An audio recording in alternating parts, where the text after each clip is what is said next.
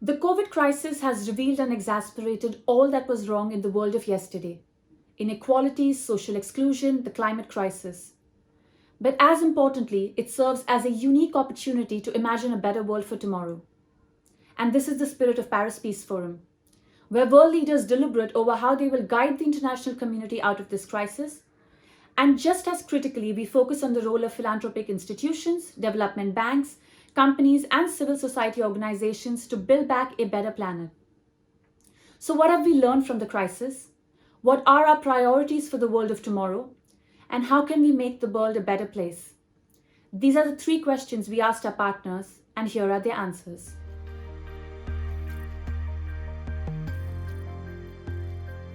Hello, everyone.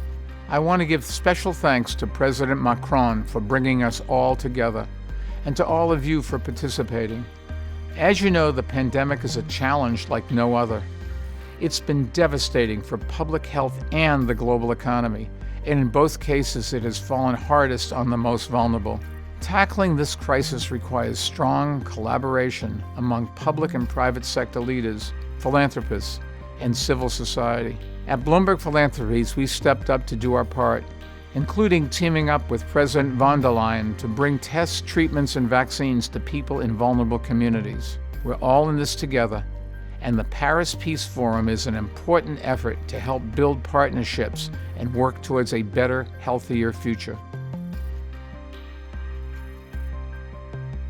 This COVID crisis is a reminder that injustice kills. Locking people up in overcrowded prisons, exposing essential workers to harm, bargaining away the rights of refugees, these aren't actions that are just wrong, they are lethal. So lethal that they fuel health crises that threaten the entire planet. The lesson we draw from the crisis is that no challenge can be faced alone. We are not saved until everyone is saved, and we must work together. More than ever, I think this is a year that calls on the world to put digital technology and data to work.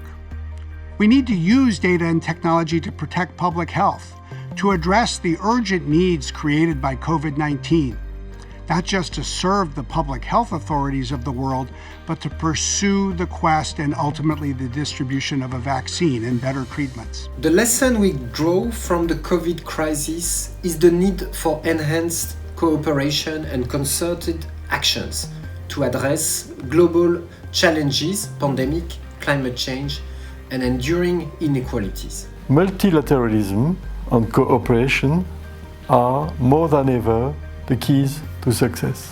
Through dialogue, we must come closer together and harmonize the health measures taken by the different countries. A lesson we draw from the COVID crisis is how vital, reliable and transparent information is to save lives and bring people together, and how much digital tools can do to facilitate broad inclusion. We must make the most of this to build and sustain peace. Our priority for the post-COVID world is to support and accelerate a green and digital transition. To build back a better, stronger and more equal world for our future generations. To build on our people's talent, to find creative and new ways to work together, and to combine the best of the old with the best of the new. First, as always, to help our clients to be present and useful. Second one, to transform our model, to be both human and digital. And the third one is to fight climate change. I am convinced that banks can play a very huge role for that. We need not only to rebuild our economies, but to reimagine a brighter future, a future that creates through technology better access for every community. Our priority for the post-COVID world is to reconcile immediate action against the pandemic with the imperative need to build pathways to sustainability. The Paris Agreement and the Sustainable Development Goals are our roadmap. Our solution to make the world a better place is to put the SDGs back on track. We will strengthen multilateralism and build international partnerships to do this with young people in the driving seat. Our solution to make the world a better place is to be an incubator for green and digital finance and a knowledge bank for ideas. If every company seeking to invest in their communities through corporate citizenship activities first asks, is any other company or organization already working on this issue? And if yes, can I partner with them to scale the impact? Then we will achieve more faster. This is the heart of B4IG, collaborating across business, government, and society to ensure inclusive growth. As a member of society, to continue to put D&I at the heart of our strategy, as the crisis has highlighted the critical importance of being inclusive in the face of adversity. We also need to put technology to work to protect the world's democracies, with a commitment to more modern global norms that will ensure that the world respects the principles, the fundamental human rights that are at the core of every democracy, every democratic society.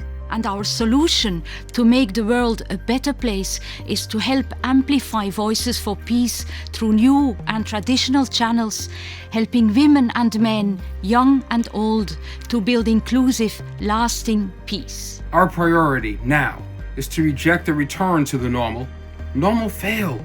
Normal gave us inadequate health systems, weakening multilateralism, tolerance for racism in all its forms in all of our institutions, and neglect of our relationship to this planet.